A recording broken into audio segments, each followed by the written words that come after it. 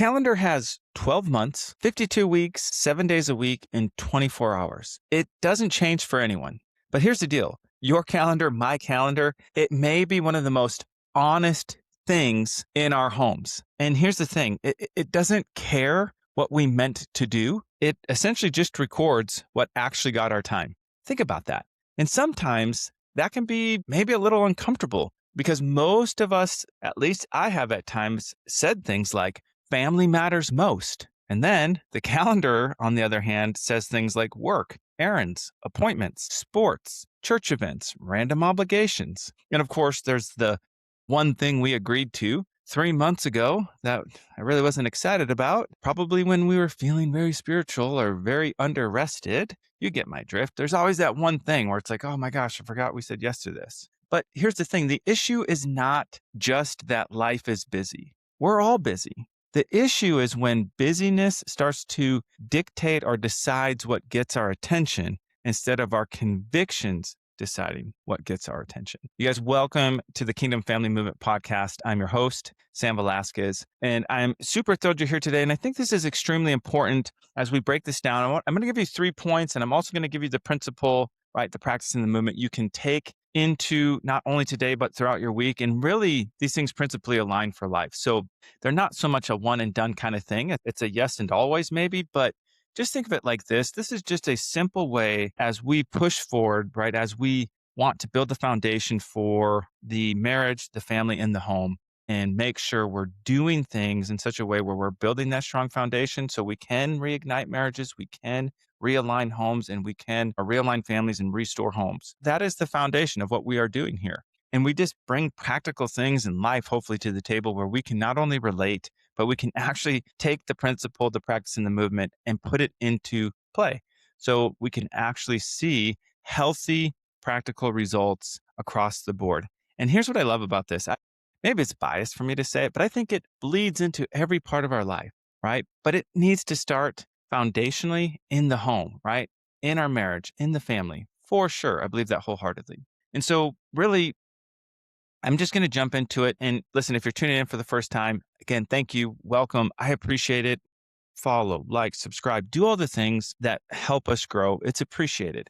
And if you want to touch a topic or something that resonates with you, hey, leave a comment and let us know because we'll talk about it. So this idea of a full calendar, though, I don't know about you. Have you ever just looked at your calendar and thought, oh my gosh, we're busy. There's something every single day. I pretty much feel like that all the time. Okay. We have a dry erase board in one of our rooms that has a ton of stuff on it. Then we have our digital calendars. My wife and I have a shared calendar. I have a personal calendar for work. She has another. It's just jam-packed, right? There's just something going on every single day, all the time. Now, here's the thing. Okay. It's not a bad thing, right? A full calendar can make a family feel productive, but the home may still be quietly becoming disconnected. So, right, everybody is moving, everybody is doing something, but here's the issue. Not everybody is actually connecting. And that is the danger. That is why I want to bring this idea that your calendar is always going to tell the truth. It's going to show where it is we're spending time. And the danger of not connecting is what matters, right? Because activity is not the same as alignment. Okay. Because see, being scheduled is not the same as being intentional. We've all put things on a calendar before and then not followed through. Forgive me, not all of us, just me. Of course, not you. But you know what I'm saying, right? Intention is important. And just because something fills the calendar, it doesn't mean it is building the home either. So maybe the better question is not, are we busy? Because I believe truthfully, most people are busy. And that doesn't always mean bad.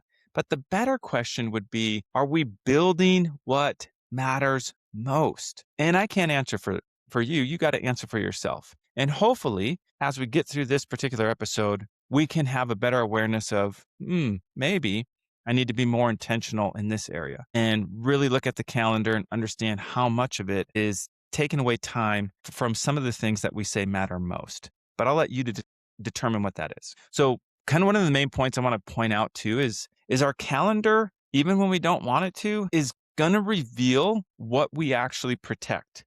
Okay. Again, I believe the calendar, if we're using it and putting stuff on it, we can look at it and we're going to realize here's the truth.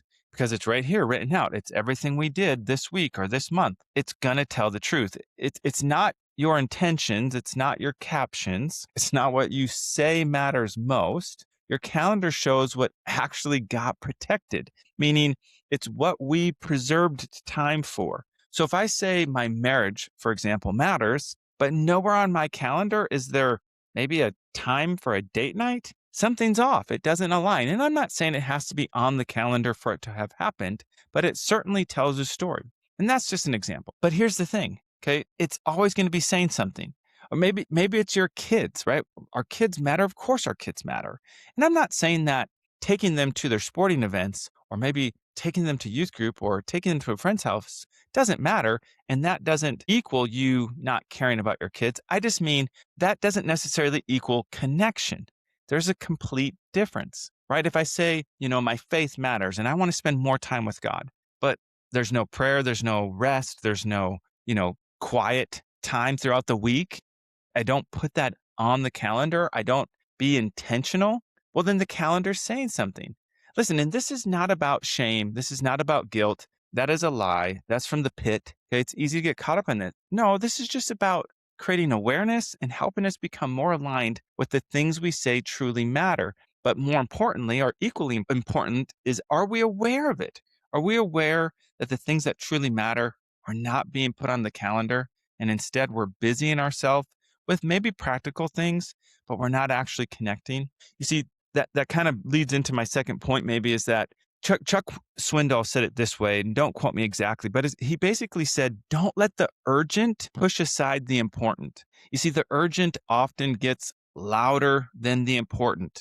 I wouldn't necessarily say often, I'd say mostly, especially in today's culture, in our world, in our society. Urgency is like of the utmost importance. And this is where families drift. This is where marriages fall apart. This is where communication starts to break way down. Friendships get messed up. I mean, so many things, right? Because we're so focused on urgency. And it's not because we don't care. It's not because we're bad people, right? It's not because, we're not trying. No, it's just the drift happens because urgent keeps getting louder and louder, and importance gets drowned out and drowned out. It happens. Okay. The urgent will sound like this or say, things like, answer this, fix that, show up here, handle this now, hurry up. We got to get this done. Right. Meanwhile, right, our marriage needs time. Prayer needs time. Conversations take time. Rest takes and needs time. Family takes time. All of these things are super important. They take time. I would even add, it's not just time. They take intentional time, right? And it doesn't happen overnight. The important things usually aren't going to scream. They're not going to try to compete with the urgency of something. We have to determine or be aware of the fact that, oh my gosh, urgency is driving us away from what's important. But they are the things that hold the home together. What's important and what we say matters most typically are rooted in the foundation of the home. It's what keeps things together. Okay. So my third point that I want to kind of map out that I took some notes for was, right, this is principally true for not just families and calendars and your home calendar. This is true for business and everyday life, especially as entrepreneurs, because this is a syndrome out there where we think busyness equals productivity. Okay. And so for the example of our homes, a full schedule can still leave a disconnected home, right? A packed calendar can make a family look productive while everyone is quietly running on fumes, right? Think about this for a minute. This wasn't in my notes, but I was thinking about it have you ever been on a vacation, for a few days? Time doesn't necessarily matter how long you're gone, but you go on a vacation, so you're amped, you're excited, you go, but when you get back, you're exhausted and you're like, oh my gosh, I need a nap. Now there's practical things. Maybe you went through a time zone change. There's a lot of things, and I get it. But it made me think maybe because when we go on vacation, we're so hyper focused on packing the calendar full of things to do. We do not know how to just get together, rest, connect, and look for more simple ways of actually doing family vacation time. Instead, there's an urgency to get everything done, to have every experience fulfilled, because this is our one vacation that we get this summer or this year or whatever it may be. But then we're all tired because we're running on fumes trying to make it all happen. But it certainly looks good, right? I don't know if you can relate to that. Okay. Because you can be around each other all week and still not be connected. But somehow we tell ourselves, well, we did this, we did this, we did this, but we still didn't connect. And that's super sad to me. That's its own episode for sure. But you can manage logistics well and still neglect things like your marriage and your family. You can get everybody where they need to go and still never slow down enough to hear how someone's really doing. Right? This is not, I mean, if we attack this in the home and we can get better and aware of it, it's going to bleed out in such a good way. And it's why we experience it out there, because I believe it's not happening in here. Okay, some families are doing a great job, okay, managing transportation, but connection is a different skill, right? I can bring my children to their sporting events and just go through the motions and be like, oh, I'm supporting them by bringing them to where they need to be, practice or a game or whatever.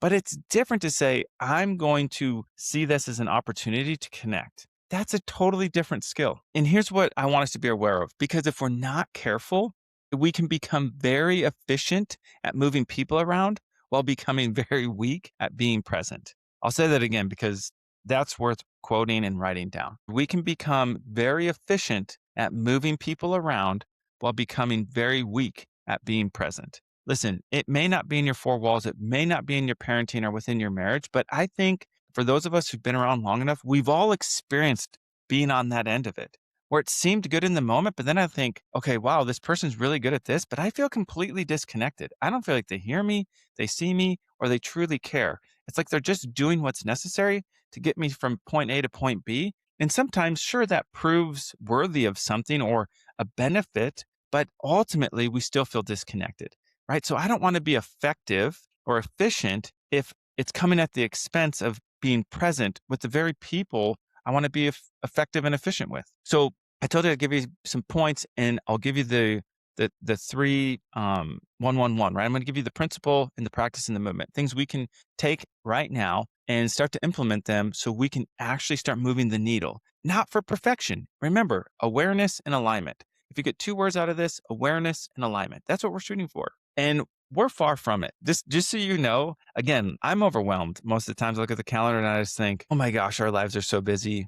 And it's not about slowing down time. It's not about not being busy. It's about, God, help us not become so unaware of how disconnected we're becoming because we're just filling schedules and calendars and moving people around. That's a horrible thought. And so we try to practice it in our four walls. So here's the one principle that you can take, right? Is what gets scheduled often gets protected.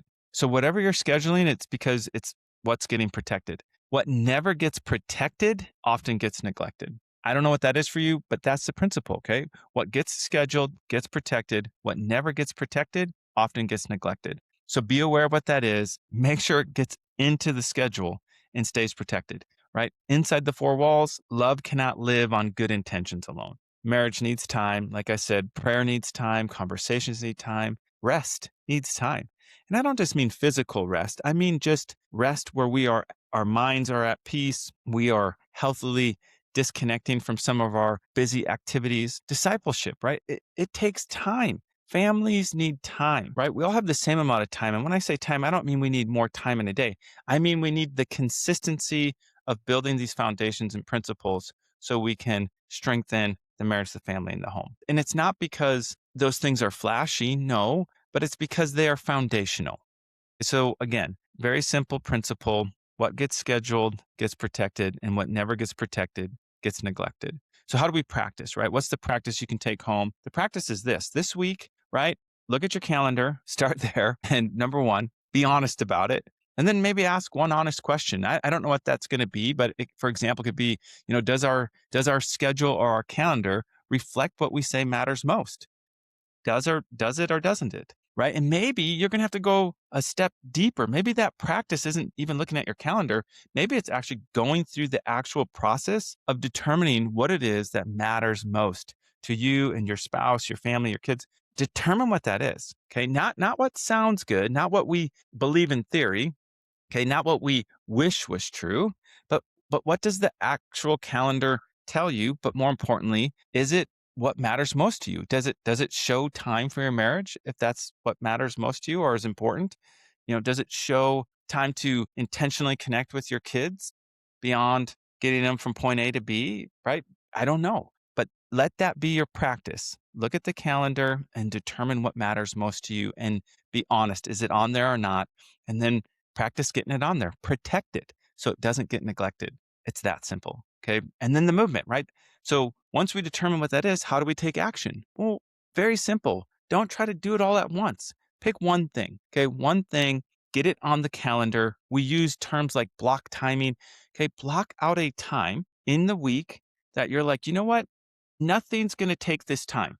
It's like a dentist appointment. Okay. When you have a dentist appointment, for example, you put it on the calendar and you're like, hey, can you do this? And you're like, nope, I got a dentist appointment, right? Have that same mentality for I'm blocking time to sit down and connect with my spouse. Cool. And someone's like, hey, do you have time to do this? And you're like, nope, I'm connecting with my spouse, right?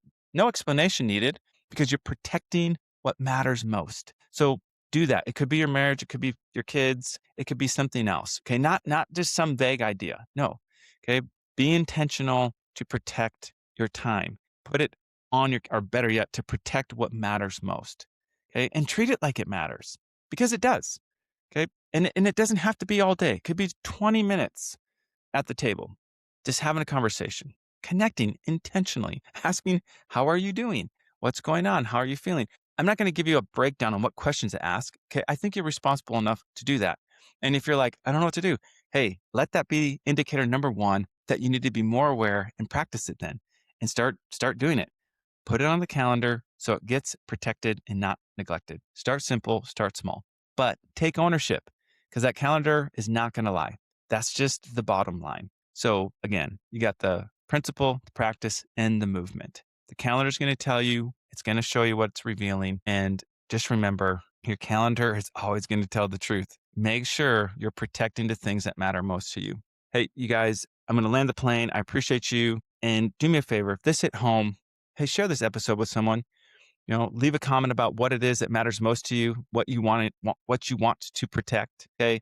And again, have an awareness that busyness isn't necessarily bad, but if it is taken away from the things that matter most and you're just going through the motions, which we've done. Okay. It's not about feeling guilty or shameful about it. It's just awareness so we can get more aligned so we can build the four walls of our home. Hey, as always, if you have not yet, do me a favor. In the show notes below, I put a link every week so you can get connected to the KFM 111 weekly reset email we send out every Monday for free straight to your inbox. That just maps out the principle, the practice, and the movement you can take to help building a strong and firm foundation so you can reignite your marriage, realign the family, and restore the home. You guys, I appreciate you for tuning in to the Kingdom Family Movement podcast. I'm your host, Sam Velasquez, and we'll see you on the other side. Peace.